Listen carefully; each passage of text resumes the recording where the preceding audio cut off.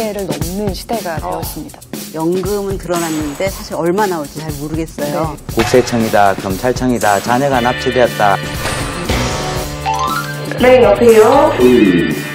네, 저는 부산고검 형사 1부 수사관입니다. 살리달라고 하는데 이거 누가 돈 안 붙여주겠습니까? 이슈를 또 큰거루죠. 엄마 돈이 내 돈인 줄 안다는 거죠. 평생 지출하는 병원비가 1억 정도 된다고 해요. 그만큼 꼭 준비를 하는 것이 필요합니다.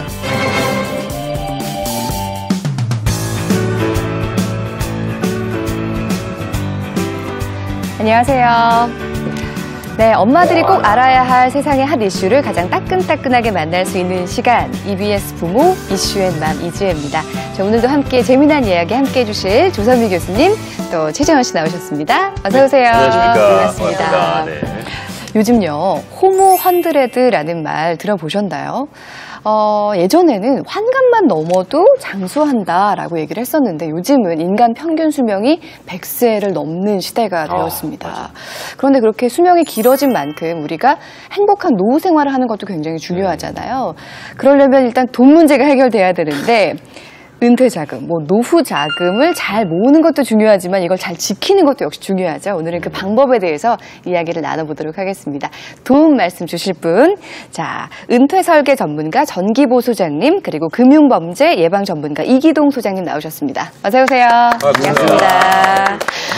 그러니까 오래 사는 것도 중요하지만요. 오래 잘 살려면 우리가 이 돈 관리 잘해야 되거든요. 맞아요. 그게 바로 노후 자금인 건데 요즘 많은 분들이 관심을 갖고 계십니다. 최근에 핫 이슈 노후 자금에 대해서 우리 똑똑이맘 카페에도 관련된 질문들이 많이 올라와 있죠. 한번 그렇습니다. 확인을 해볼까요? 저희 EBS에서 지원하는 똑똑이맘 온라인 커뮤니티에 어떤 사연이 왔는지 한번 보겠습니다. 주택연금 제도를 이용하면서 살까 생각 중인데 아직은 좀 막막합니다라는 의견이 오셨고요. 또 노후 설계를 해야 하지만 아이들의 교육비 때문에 노후 자금 저축하기가 쉽지가 않죠. 정말 공감되는 얘기예요. 맞아요. 저희 부모님도 당하실까 걱정이 됩니다.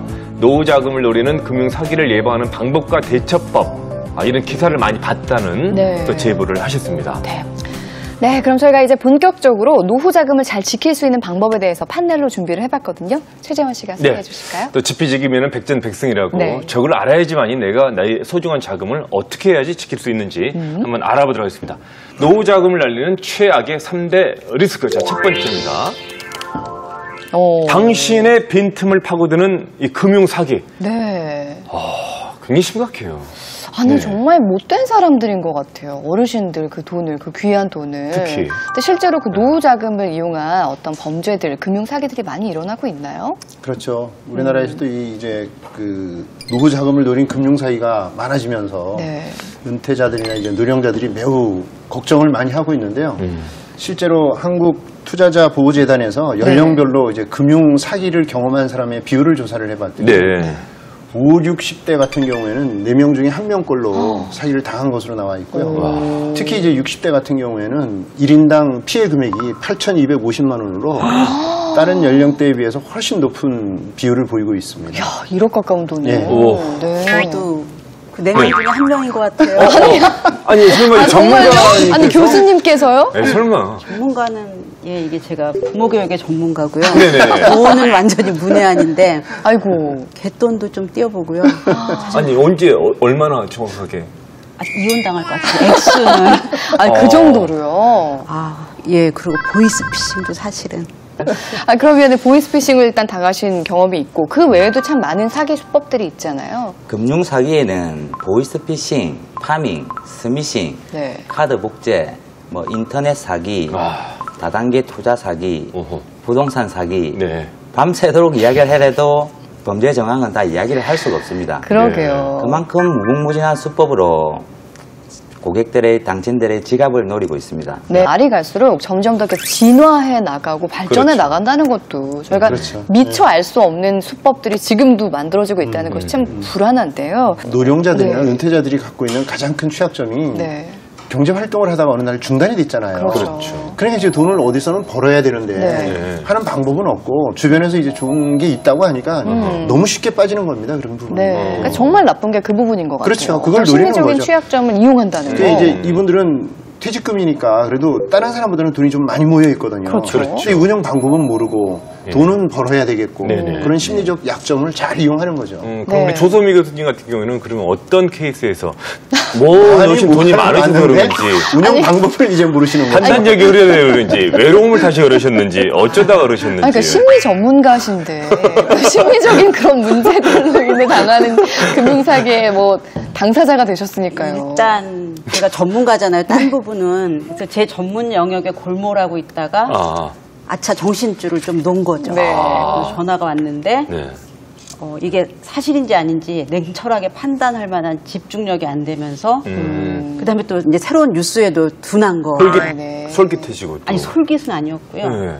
겁이 났죠. 뭐라고 했어요? 워딩이 뭐였어요? 경찰청이라고. 그럼 일단 긴장하게 되거든요. 그렇죠. 당황하게 되고 뭐 근데 이제 잘못했나. 제가 그 당시에 이런 식의 보이스피싱이 있다는 얘기는 못 듣고 네. 개인정보 도용이 요즘 심각하다. 이 뉴스만 기억이 났는데 네. 제 개인정보가 도용당했으니까 경찰청 홈페이지에 들어와라. 네. 그래서 들어갔더니 들어가셨어요? 말로만 듣던 들어가시는 분이 계시는군요. 우리 주위에도. 네. 네, 굉장히 많을 거예요. 들어갔더니 어땠어요? 똑같더라고요. 실제 경찰청 예. 홈페이지랑. 똑같아서. 똑같지는 않겠지만 똑같게끔 느끼게끔. 아니요, 나중에 찾아봤어요, 제가. 근데 거의 매우 똑같이 똑같아요. 만들어 놓더라고요. 네네. 몇 개의 번호를 넣으니까 이렇게 통장에서 돈이 술술술. 예. 나중에 진짜 웃을 수 말로만 없는 듣던 이런 분이 얘기예요. 경찰에 신고하러 갔더니 네. 이렇게 위아래로 훑어보면서 대학에 계세요?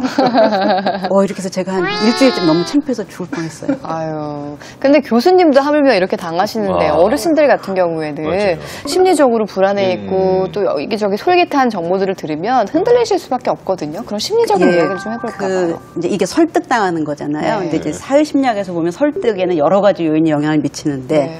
설득하는 당사자한테 호감을 느낄 때, 그다음에 신뢰가 갈 때, 네. 이제 그때 쉽게 설득을 당한다 그러는데 이제 이들이 그 외로우신 그 노인분들한테 찾아와서 굉장히 싹싹하게 하는 걸 알고 있어요. 네. 그러니까 이제 일단 호감을 느끼게 되고, 그다음에 저 같은 경우도 이제 평생 뭐 부동산 이런 얘기는 들어본 적 없는데 막 그런 고급 단어를 막 구사하면서 설명을 하면 전문가라고 느껴지거든요. 네. 그래서 이 두 가지 요소들이 노인분들한테는 훨씬 더 크게 작용해서 결국 절대 그러지 않을 것 같은 분들이 최근에 제 지인 아버님도 그 퇴직금을 다요. 다. 아이고. 이기동 소장님 어떻습니까? 가장 심한 어떤 금융사기의 유형이랄까요? 일단 한 해에 작게는 10,000명, 많게는 17만 명이나 되는 엄청난 피해자들이 2,500억이라는 없는 엄청난 피해금을 사기를 당하고 있습니다. 뭐 보이스피싱으로 그렇다는 그렇게 거죠? 많습니까? 네. 최재원 씨도 보이스피싱 경험이 있다면서요? 저는 2번 경험했었는데 2주 전에 또 전화를 하나 받았어요. 핸드폰으로 왔었어요. 근데 그때는 그 검찰이라고 연락이 왔었는데 동남아 검찰 분이세요. 말투나 이런 것들요. 말투가 동남아예요. 네네. 그래서 얘기를 이제 좀 들어주다가 혹시 그러면은 그 검사냐고 그랬더니 네? 하더니 맞아요. 뭐 이런 식으로 얘기를 해요. 그래서 그럼 그 사법연수원 그 기수 같은 게 있을 텐데 몇 기세요? 그랬더니 네? 알 필요 없어요. 비밀이에요. 이런 식으로 얘기를 하는 거예요. 그럼 거기 지금 동네가 무슨 동이에요? 네. 저기 검찰 있는 동네 무슨 동이죠? 그랬더니 얘기를 못 하는 거죠. 방배동인가? 그랬더니 아니에요. 계속 비밀이라는 거예요. 그때부터. 그러니까 저희 정도 되면은 이래도 사기를 당하시는 분이 있겠나 싶을 정도로 약간 좀 그런 부분도 있는데 저는 전혀 안 그랬어요. 말도 되게 자연스럽고 네. 그다음에 이렇게 뭐 위에 뭐 부장님 누구를 바꿔주겠다면서 이렇게 막 역할도 다양하게 구사하더라고요. 근데 막상 나한테 오면 나는 안 당할 것 같아라고 확신하고 계신 분들이 분명히 계실 거거든요. 네. 그래서 저희가 실제 수사기관을 사칭한 그 보이스피싱의 음성 파일을 준비했습니다. 이게 실제 상황이거든요. 함께 들어보실까요? 네, 여보세요? 네, 저는 부산고검 형사 1부 김유진 수사관입니다. 금융 사건에 대한 일문일답 조사 과정입니다. 알겠습니다. 그럼 현재 이 명의로 통장들이 명의 도용 사건에 불법적으로 사용되고 있다는 것을 제가 말하기 전에는 알고 계셨습니까? 네, 그럼 또한 진술한 내용이 사실과 다를 경우 공무집행방해죄가 추가된다는 사실을 알려드리며 추가 혐의가 발생될 경우 소환 조사를 받게 될 것입니다. 이해가십니까? 네네. 금융감독원에서 합법적으로 보호 조치 받으실 금액이 대략 어느 정도 되십니까? 와. 오. 이렇게 들으니까 뭐 전문적인 용어, 뭐 공무집행 방해 이렇게 나오니까 듣는 사람 입장에서는 뭔가 긴장하게 되고요, 당황하게 되고 그러다 보면 실수를 하게 되잖아요. 좀 어르신들이나 어머니 아버지가 들으시면 정말 깜짝 놀라시겠는데요. 보니까 또 상황을 굉장히 세세하게 자세하게 설명하고 있어요. 이 정도면 또 속으시겠죠. 어때 비슷해요? 당하신 거예요? 여자가 남자였다는 것 빼고는 많이 비슷하고요. 그다음에 제가 그때 많이 좀 당황했던 게 제가 어디에 있는지 대충 아는 것 같은, 그러니까 제가 있는 위치, 뭐 개인정보에 대해서 아는 것 같은 몇 가지 말들이 있어서 더 믿게 된 것 같아요. 이렇게 그 수사기관을 갖다 사칭을 많이 하면서 사기를 치는 이유가 뭔가요? 일단 뭐 세상에서 최고 무서운 게 검찰, 경찰 조사 아닙니까? 그렇죠. 이런 식으로 압박을 해버리고 당황한 정황을 만들어버리니까 이거 시키는 대로 안 하면 내가 불이익을 받는갑다. 이런 식으로 인지를 해버리기 때문에 시키는 대로 할 수밖에 없는 겁니다. 그러니까 뭐 경찰, 검찰 같은 수사기관 외에도 금융감독원이나 어떤 금융기관을 사칭한 그런 보이스피싱도 일어나고 있다고 하거든요. 이번에도 저희가 실제 상황을 음성 파일로 준비했습니다. 함께 들어보죠. 은행전산 보안팀입니다. 어떻게 전화 주신 겁니까? 문자가 하나 왔는데 이게 뭐 로그인이 됐다는 게 이게 뭐죠 이게? 다름이 아니지만 지금 명의 도용 사건입니다. 해외에서 지금 본인 명의로 된 은행 계좌가 로그인이 되어 흔적이 있습니다. 2015년도 2월 15일경에 본인께서 혹시 홍콩으로 방문을 하신 적이 있으십니까? 그러면 최근에 뭐 지갑을 분실을 하셨다거나 아니면 도난을 당하신 적이 있으신 거예요? 아니요, 그런 적도 없는데요. 이거 지금 본인이 한 게 아니시다고 하시면은요, 그 누군가가 명의 도용을 해가지고 본인 명의로 지금 로그인을 했다는 말씀이십니다, 그죠? 개인 정보가 유출이 됐다는 말씀이십니다. 근데 그게 가능한가요? 그게 그게 좀 있다 안 가는 거죠? 같은 IP로 똑같은 IP로 220여 명의 똑같은 피해자가 발생이 됐습니다. 그래서 저희가 서류를 작성을 해서 수원지방검찰청으로 지금 연결을 다 올리고 있는 상황입니다. 그래서 저희가 본인 앞으로 연락을 드린 이유도 안전조치 보안 처리를 꼭 받으셔야 되신다고 제가 권유하고자 연락을 드린 겁니다. 아 그래요? 그럼 은행에 가서 뭐 신고해야 되나요 이거? 일단 제가 신고부터 하셔야 되시는 거지만은 일단은 수원지방에서 지방검찰청에서 본인 앞으로 연락이 가실 거예요. 그래서 가시면은요 간단한 안전조치를 꼭 받으셔야 되시겠습니다. 이건 급이 다르다. 일단 말투 자체가 굉장히 위압적이기 때문에 사람이 굉장히 긴장하게 되겠어요. 굉장히 금융감독원 직원까지 사칭을 한 상황인데 많이 뭐 전화할 때 다뤄봤던 듯한 그러니까 막 나는 이거 하나 연연하지 않고 빨리빨리 처리하고 또 다른 업무 많으니까 사무적인 게 팍팍 느껴지면서 이건 정말 속기가 이건 지금 한 발 빠져 있잖아요. 저희가 직접 연락하는 게 아니고 또 안내를 했으니까 다음에 연락이 갈 것이다. 그러니까 그 연락은 안 받을 수가 없는 거죠. 그렇죠. 맞죠. 이제 검찰청에서 연락이 온다고 이제 멘트를 던져놨기 때문에 이제 전화 발신 조작을 해서 남자가 이제 전화를 겁니다. 검찰청이라고 이제 얘기를 하겠죠.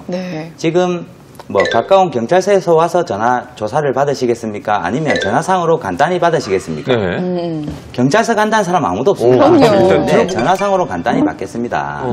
지금 개인정보가 유출된 것 같으니까 계좌에 돈이 빠져나갈 수도 있으니 이제 불러주는 사이트에 들어가서 보안 강화 서비스에 가입을 해라 그럽니다. 그러면 이제 아까 말씀했듯이 금융감독원 홈페이지 창, 검찰청 홈페이지 창 똑같은 창이 떠 있는 거예요. 이제 사기범들이 만들어낸 가짜 사이트죠. 거기 이제 팝업 창을 내려받는 순간에 보안 강화 서비스에 가입하라는 팝업 창입니다.